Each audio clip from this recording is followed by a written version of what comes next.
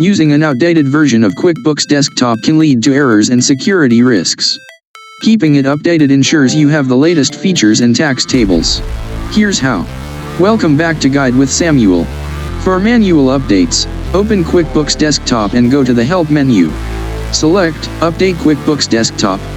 Click the Update Now tab, then Get Updates. QuickBooks will download and install any available updates. You'll need to restart the program. You can also enable automatic updates in that same window to have QuickBooks handle this in the background. My crucial pro tip: back up your company file first.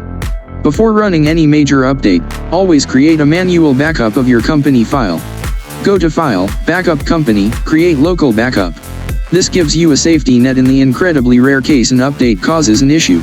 Maintain a stable, secure, and fully functional accounting system with a few simple clicks.